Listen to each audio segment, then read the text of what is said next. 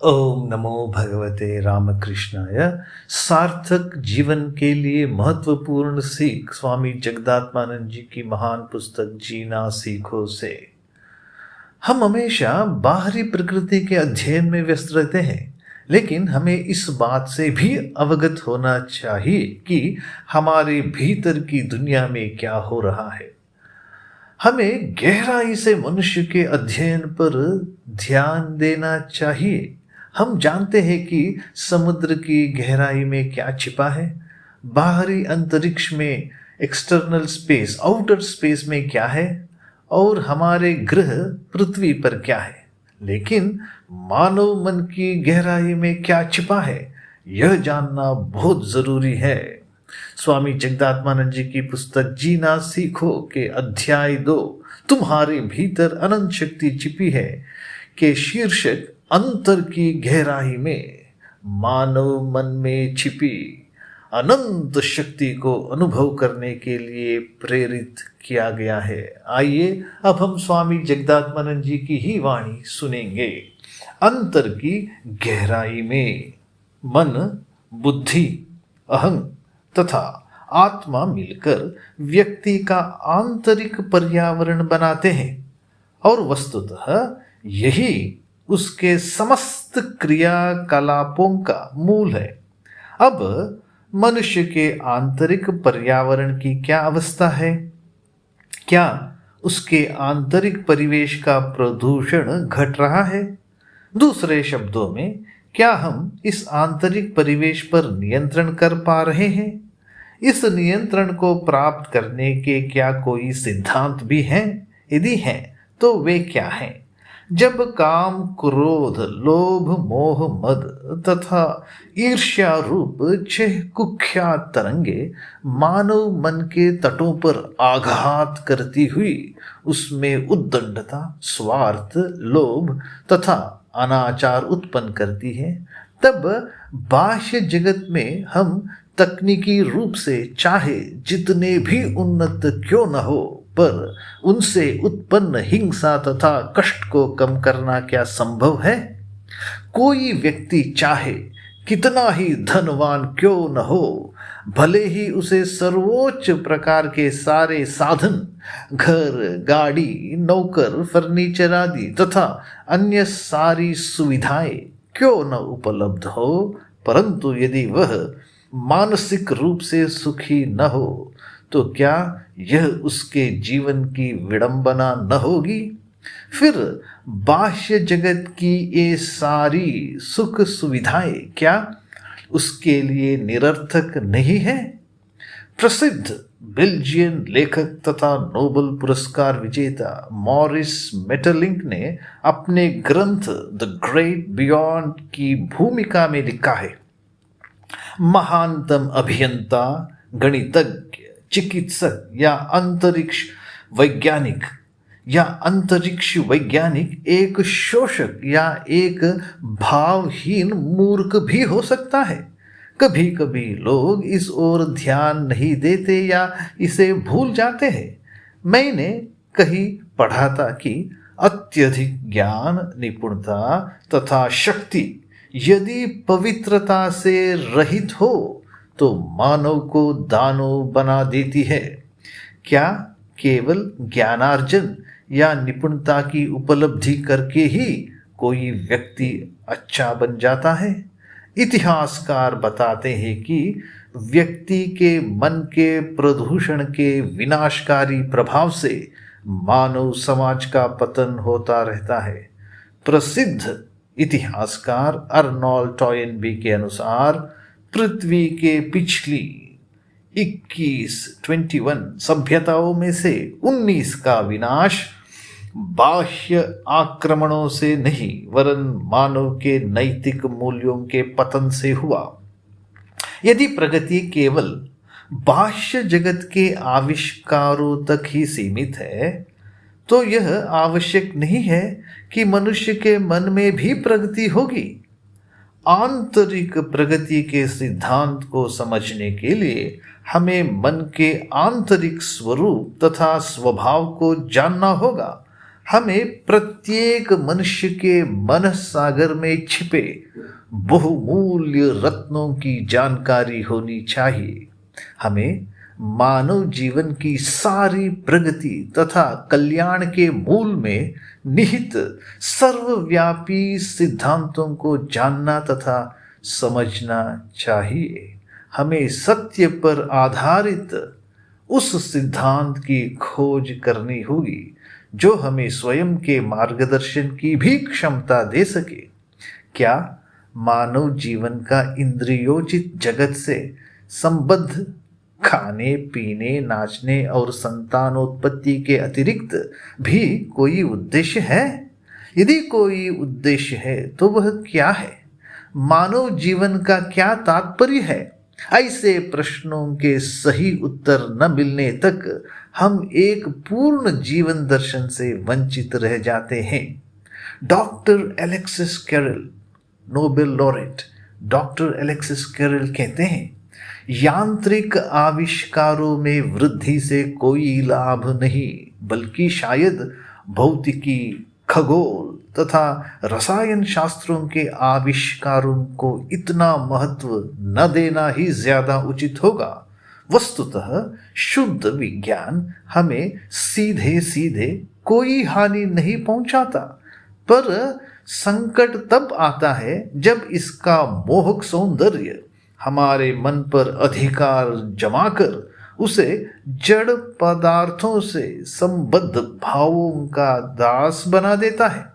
मनुष्य को अब स्वयं अपनी तरफ और अपनी नैतिक तथा बौद्धिक अयोग्यता के कारण की ओर ध्यान देना होगा। यदि हमारी दुर्बलताएं हमें सभ्यता का पूरा लाभ न उठाने दे तो फिर उसमें सुख सुविधा ऐश्वर्य सौंदर्य आकार तथा जटिलता बढ़ाने से क्या लाभ?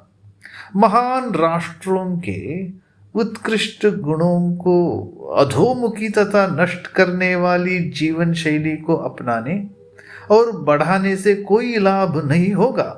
उत्तरोत्तर और भी द्रुतगामी जलपोतों, आरामदायक कारों, सस्ते रेडियो या दूर के सितारों का निरीक्षण करने वाली दूरबीनों के निर्माण की अपेक्षा हमारा स्वयं पर अधिक ध्यान देना कहीं अधिक अच्छा होगा।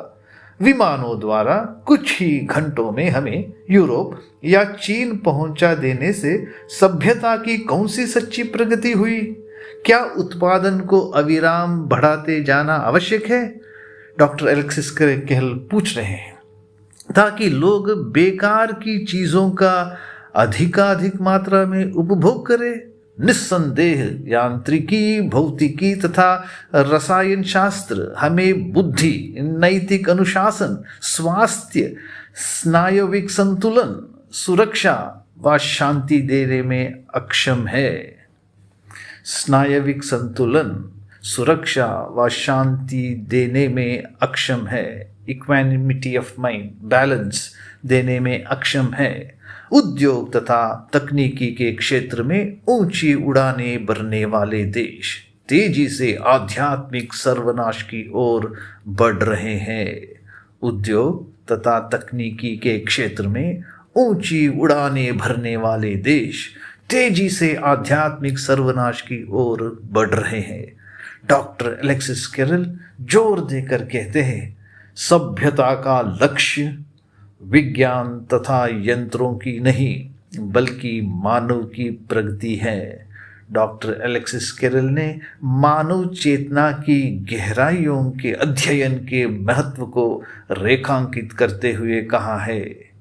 डॉक्टर एलेक्सिस कैरल ने मानव चेतना की गहराइयों के अध्ययन के महत्व को रेखांकित करते हुए कहा है कि गैलीलियो, आइजैक न्यूटन, लेवोजिए जैसे लोग यदि मनुष्य के तन, मन तथा चेतना के अध्ययन पर ध्यान देते तो दुनिया आज बिल्कुल भिन्न होती। आइंस्टाइन ने भी दूसरे शब्दों में यही मत व्यक्त किया। सांसारिक विषयों का ज्ञान जीवन के कुछ उद्देश्यों की पूर्ति हेतु सशक्त साधन जुटा सकता है, पर जीवन का चरम लक्ष्य तथा उसे पाने की इच्छा किसी अन्य स्रोत से ही आती है। अल्बर्ट आइंस्टाइन कहते हैं, सांसारिक विषयों का ज्ञान जीवन के कुछ उद्देश्यों की पूर्ति हेतु सशक्त साधन जुटा सकता है, पर जीवन का चरम लक्ष्य तथा उसे पाने की इच्छा किसी अन्य स्रोत से ही आती है। जीवन के लक्ष्य के विषय में आधुनिक दार्शनिक भी हजारों वर्ष पूर्व वैदिक ऋषियों तथा यूनानी विचारकों द्वारा कथित विचारों को ही प्रतिध्वनित करते हुए कहते हैं, स्वयं को जानो, नो दाई सेल्फ। इन पंक्तियों को पढ़ो। C.G. युंग, कॉल युंग कहते हैं, मनोरोग को एक ऐसे मनुष्य की पीड़ा समझनी चाहिए जिसे अपने जीवन के तात्पर्य का बोध नहीं हुआ है। T.M. थॉमस कहते हैं, 20वीं सदी का मनोरोग लक्ष्यहीनता, अर्थहीनता, मूल्यहीनता, खोखलेपन तथा शून्यता का फल है। कन्नड़ के सुप्रसिद्ध कवि दत्तात्रेय रामचंद्र बेंद्रे जी ने अपनी एक सुंदर कविता में एक ऐसे मानव की उलझन बताई है जिसे उसके सच्चे स्वरूप या जीवन के लक्ष्य का बोध नहीं हो सका है। बेंद्रे जी लिखे हैं, पराएपन के भय ने हृदय को चीर डाला है, हृदय को चीर डाला है। जीवन मृत्यु के जाल में फंसा हुआ है, जीवन मृत्यु के जाल में फंसा हुआ है। बुद्धि बाह्य जगत में भटक रही है। हे माँ, हे जगदम्बा, अपने इस दास की रक्षा करो। अपने मन की गहराई में छिपे उस सत्य की उपलब्धि के लिए जिसे अंतर्दृष्टि से प्राप्त किया जा सकता है, हम में तीव्र व्याकुलता होनी चाहिए। जिन लोगों ने अपने जीवन में सत्य को प्राप्त किया है, हमें उनकी बातों पर विश्वास करके निष्ठापूर्वक उनके बताए मार्ग पर चलना चाहिए। दूसरी ओर यदि हम भौतिक सुखों को ही जीवन का एकमात्र लक्ष्य माने तो हमारा जीवन शून्य तथा निरर्थक हो जाएगा।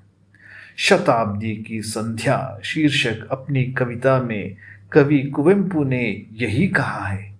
इसमें वैज्ञानिक आविष्कारों के महत्व को स्वीकार करते हुए भी मानव जीवन के लक्ष्य को समझने पर बल दिया गया है। कुवेंपु ज्ञानपीठ पुरस्कार विजेता doctor Kuvempu, doctor KV. Puttappa, मक्खियों की मूंछों और कीड़ों के पद चिन्हों का उसे पूरा ज्ञान है। कुवेंपु लिखते हैं, मक्खियों की मूंछों और कीड़ों के पद चिन्हों का उसे पूरा ज्ञान है, परंतु अपनी आत्मा को जानने का लंबा संघर्ष क्या उसका लक्ष्य नहीं है? खोज व अनुसंधान में विश्राम का समय कहाँ है? पढ़ो पढ़ो और पढ़ो, पर ज्ञान कोरा है।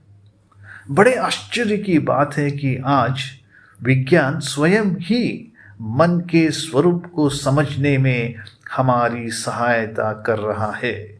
अनेक वैज्ञानिक अपने व्यक्तिगत अनुभवों, प्रयोगों तथा निरीक्षणों के आधार पर मानव मन में छिपी असीम शक्ति के विषय में अधिकाधिक जानकारी प्राप्त कर रहे हैं। कल हम देखेंगे मन का संसार क्या है। ओम शांति शांति शांति। हरि ओम तत्सत। श्री राम कृष्णार्पणमस्तु।